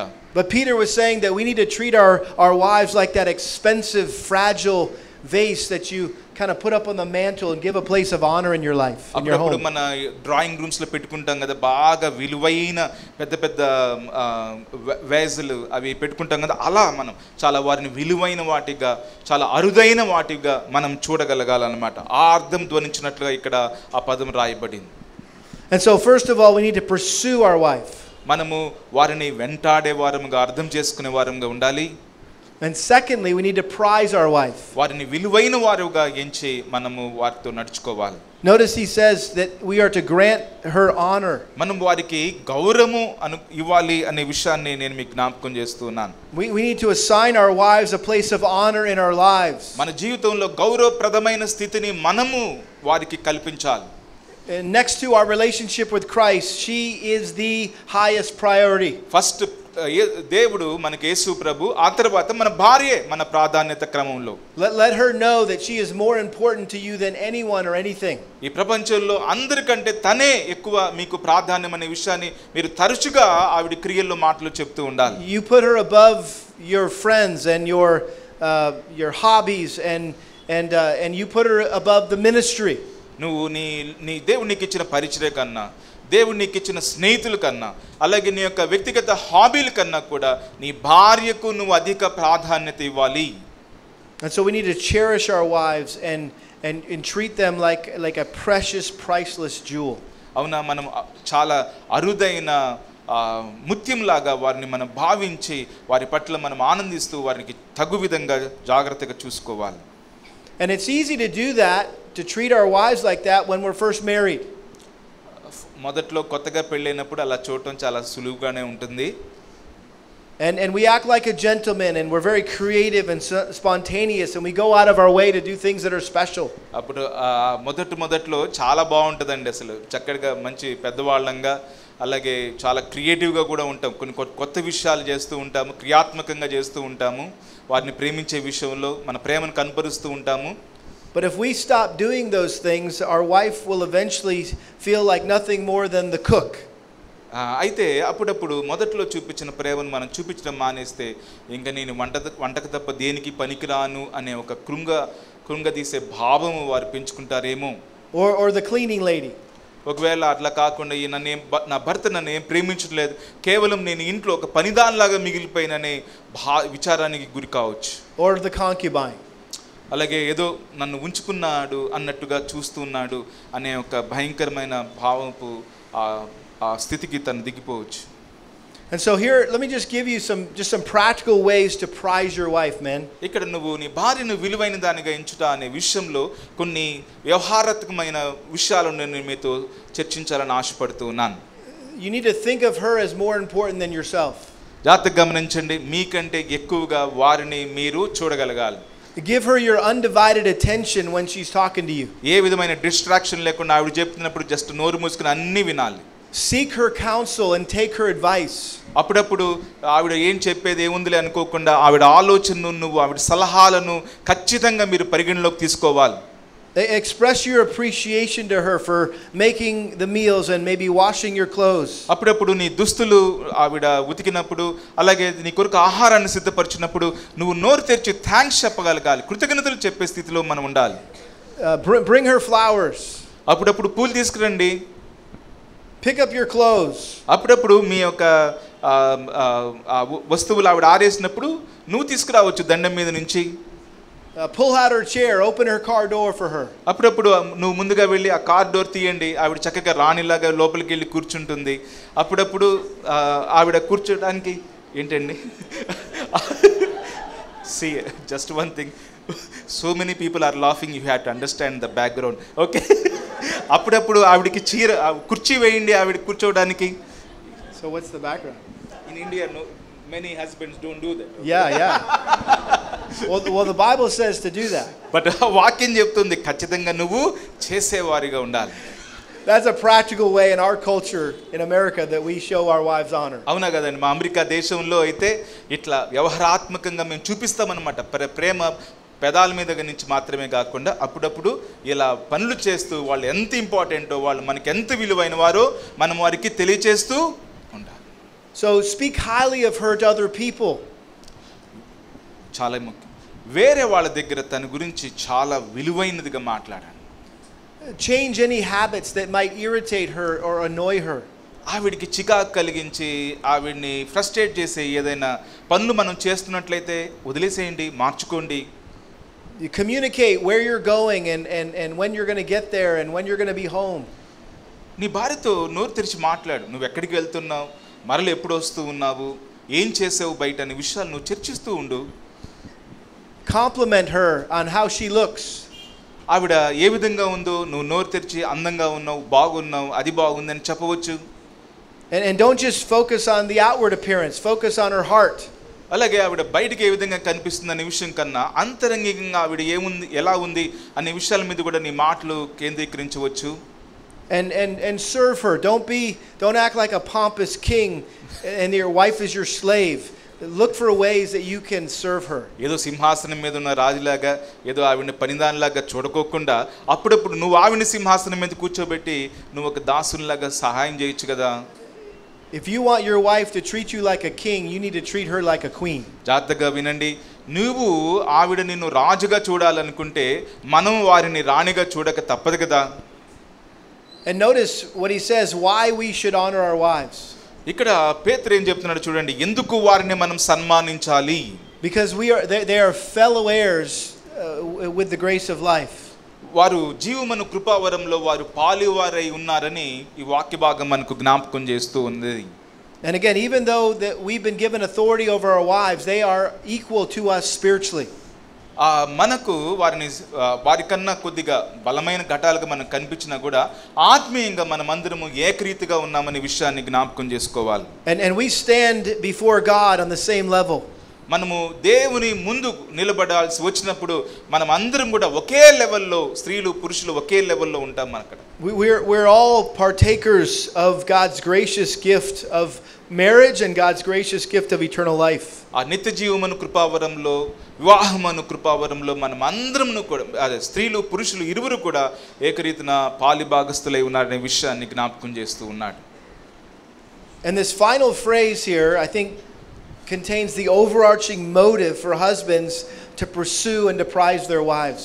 ఇక్కడ ఆఖరిగా ఇక్కడ 7వ వచనంలో చెప్పబడిన మాట, మనం వారిని ఏ విధంగా వెంటాడాలి, ఏ విధంగా మనం వారిని విలువైన వారిగా ఎంచాలనే విషయాల గురించిన స్పష్టమైన అవగాహన ఇస్తూ ఉన్నది. You notice he says that your prayers may not be hindered. జాగ్రత్తగా గమనించండి, ఈ యొక్క పదము మీ ప్రార్థనలకు అభ్యంతరము కలగకుండునట్లు. That word hindered was a military term used to describe when an army would cut down trees and throw them across the road to block the path of an approaching enemy. ఈ అభ్యంతరం అనే మాట ఏ పదంలో నుంచి తీసుకోబడిందంటే, ఈ యుద్ధ కాలంలో ఆ శత్రువు సైన్యము వారి దగ్గరికి రాకుండా ఉన్నట్లుగా ఆ మార్గ మధ్యంలో చుట్టుపక్కల ఉన్న చెట్లు కొట్టివేసి వారికి అడ్డుగా వేసే ఆ సందర్భాన్ని సూచిస్తుందన్నమాట. And so it's like prayer is our pathway to God. ఈ యొక్క ప్రార్థన అనేది దేవుని దగ్గరకు దారి. And if we don't live with our wives in an understanding way, or when we don't honor them, our path to God is blocked off. మనము వారిని సన్మానించుకోకుండా, జ్ఞానం చొప్పున వారితో కాపురం చేయకుండా ఉంటే గనుక ఆ విధమైన అడ్డంకులు మనకు మనమే సృష్టించుకున్న వారంగా ఉంటాం, దేవుని దగ్గరికి వెళ్ళకోకుండా. And if you're wondering why the Lord is perhaps not answering your prayers, maybe it's because of months or years of debris that you've let pile up between you and your wife. అప్పుడప్పుడు నువ్వు అనుకుండా ఉండవచ్చు, ఏంటి దేవుడు దూరంగా ఉన్నాడు, నా ప్రార్థనకు జవాబు రావటం లేదు ఏంటని. దానికి కారణం నీ భార్యను సన్మానించుకోకుండా, జ్ఞానం చొప్పున ఆవిడతో కాపురం చేయకుండా, ఆవిడని లెక్కలేని దానిగా పక్కన పెట్టేసేసి నువ్వు ప్రార్థన చేస్తున్నట్లయితే ఈ పరిస్థితులను నువ్వు ఎదుర్కోవచ్చు. The point is, God is not interested in having a relationship with you if you don't have a good relationship with your wife. నీ భార్యతో గనక సరి అయిన వాక్యానుసారమైన సంబంధం గనక నువ్వు లేకుండా ఉంటే దేవునికి నీతో సంబంధం పెట్టుకోవడానికి పెద్దగా ఇష్టం ఉండదేమో. Because you're mistreating his daughter. నువ్వు తన కుమార్తెను, దేవుని కుమార్తెను సరిగ్గా సన్మానించడం లేదు కాబట్టి అది ఆయనకి ఇష్టం ఉండదు. It's as if God is your wife's father and he gave her to you. He gave her away to you to love and care for. ఒకవేళ ఈ విషయం ఆలోచించండి, దేవుడే తండ్రిగా ఉండి తన కుమార్తెను నీకు ఇస్తే కాపురం చేయటానికి, నీవు తనను సన్మానం చేయకోకుండా, సన్మానించుకోకుండా, జ్ఞానం చొప్పున కాపురం చేయకుండా ఉంటే కనుక అది ఆయనకి ఇష్టంగా ఉంటుందా? And in the same way, if you are mistreating your wife, your earthly father-in-law will not be very happy with you. ఒకవేళ అదే సమయంలో నీవు నీ భార్యను గనుక సరిగ్గా చూసుకోకపోతే ఆవిడ తండ్రి అంటే భూ సంబంధమైన తండ్రి అంటే మామయ్య గారు, ఆయన కూడా సంతోషంగా ఉండడు కదా మీ పక్షాన. So notice here there's a connection between our love life and our prayer life. జాగ్రత్తగా గమనించండి, మన భార్యతో మనకున్న సహవాసము అలాగే ప్రార్థన ద్వారా దేవునితో ఉన్న సహవాసానికి మధ్య ఉన్న అవినాభావ సంబంధాన్ని నేను మీకు జ్ఞాపకం చేస్తూ ఉన్నాను. The better our relationship with our wife, the better our relationship with God. మన భార్యతో మనకు మంచి సంబంధం ఉంటే గనుక దేవునితో మనకు చక్కటి సంబంధం ఉంటుంది. And the better our relationship with God, the better our relationship with our wife. దేవునితో మంచి సంబంధం ఉంటే గనుక ఖచ్చితంగా మన భార్యతో మనకు మంచి సంబంధం ఉంటుంది. And ever since I've known Kelly, my relationship with her has paralleled my relationship with God. తను ఆయన కెలీ గారిని పెళ్లి చేసుకున్న తర్వాత అప్పటి నుంచి కూడా దేవునితో ఆయన ఎట్లా ఉంటున్నాడో అట్లా తన భార్యతో తన సంబంధాన్ని ఆయన నిలుపుతూ ఉన్నారు. So when I'm close to God, I'm close to Kelly. ఆయన దేవునికి దగ్గరగా ఉంటే వారి సతీమణికి ఆయన చాలా దగ్గరగా ఉంటున్నారు. But when I'm distant from God, I'm distant from Kelly. ఒకవేళ దేవుని కొంచెం దూరంగా ఉంటే గనక అదే సమయంలో తన భార్యను సన్మానించే విషయంలో కూడా ఆయన అంతగా దగ్గరగా లేరు అనే విషయాన్ని ఆయన చెప్తూ ఉన్నారు. And so men, listen, these two things, pursuing your wife and prizing your wife, are not just what your wives want, it's what God wants. జాగ్రత్తగా గమనించండి పురుషులారా, నీ భార్యలను వెంటాడండి, లేకపోతే వారి గురించి పట్టించుకోండి, లేకపోతే వారిని విలువైన వారిగా ఎంచండి అనే ఈ రెండు విషయాలు నీ భార్య ఏం కావాలనే విషయానికి సంబంధించింది కాదు, దేవునికి ఏం కావాలనే విషయానికి సంబంధించినవి ఇవి. And if I were to ask our sisters here today if they could have anything from their husbands, I would think that they would agree that the two things they really want most is they want to be pursued and they want to be prized. ఒకవేళ ఇక్కడ కూర్చున్న సోదరీమణులు గనక ఆయన ప్రశ్న వేస్తే గనక ఏం కావాలండి మీకు అంటే, నా భర్త నన్ను బాగా చూసుకోవాలి, రెండవదిగా నా భర్త నన్ను విలువైన దానిగా ఎంచాలి, ఈ రెండు విషయాలు తప్ప వాళ్ళు ఇంకా ఏమీ అడగరండి. And the reason why they want that is because that's the way God made them. వాళ్ళు ఆ మాటలు ఎందుకు అడుగుతారంటే, ఆ కోరికలు ఎందుకు వ్యక్తపరుస్తారంటే, అందుకు తగ్గట్టుగా వారు దేవుని చేత సృష్టింపబడ్డారు. And that's why 1 Peter 3:7 is like a marriage manual. అలాగే ఈ యొక్క వివాహ క్రమం అన్నమాట, అది ఒక చక్కటి మాన్యువల్ లాగా ఈ 1 పేతురు 3వ అధ్యాయం 7వ వచనం ఉపయోగపడుతుంది అన్నమాట. And it helps you know how to love and care for and serve your wife. మన దేవుడు మనకు అనుగ్రహించిన భార్యలను ప్రేమించటం, అలాగే వారిని చక్కగా చూసుకోవటం, అలాగే వారిని సన్మానించడం అనే విషయంలో ఈ యొక్క వాక్య భాగం ఈ విధంగా సహాయపడుతూ ఉన్నది. Let's pray. ప్రార్థన చేసుకుందామా? Father, thank you for this simple verse that teaches us so much about how we should love and care for our wives. తండ్రి మీకు వందనాలు తండ్రి, ఈ యొక్క చక్కటి వాక్య భాగం బట్టి, అలాగే మీరు మాకు ఇచ్చిన భార్యల పక్షాన మేము ఏ విధంగా ప్రేమ చూపించాలో, వారిని ఏ విధంగా విలువ కట్టిన వారికి ఎంచాలో, ఈ విషయం చాలా చక్కటి విషయాలు చెప్తూ ఉంది. And Father, I know that by my own experience that ministry puts a lot of pressure on the marriages of pastors and their wives. తండ్రి మరి పాస్టర్స్గా మేము ఒప్పుకుంటున్నాం నాయన, ఈ యొక్క సేవ జీవితము చాలా ఒత్తిడిని మా వివాహ బంధం మీద పెడుతుందని. And I pray that you would grant these pastors grace to maintain a biblical balance between their marriage and ministry. ప్రభువా, ఈ యొక్క ఇక్కడ కూడి ఉన్న కాపరుల గురించి నేను ప్రార్థిస్తున్నాను. మీరు తగిన శక్తి జ్ఞానం వారికి అనుగ్రహించాలని, వివాహ బంధానికి పరిచర్యకు మధ్య సరైన వాక్యానుసారమైన సమతూకం ఉన్నట్లుగా మరి నేను మీ కృప కొరకు ప్రార్థిస్తూ ఉన్నాను. And that their wives would be the most loved women in their church. ప్రభువా, మరి మీరు వారికి ఇచ్చిన సంఘంలో మరి వారే అత్యంత ప్రియమైన వారుగా వారి సతీమణులు వారికి ఉండునట్లుగా ప్రార్థిస్తూ ఉన్నాను. I pray in Jesus' name, amen. యేసు ప్రభు నామములో వేడుకొంచున్నాను తండ్రి, ఆమేన్.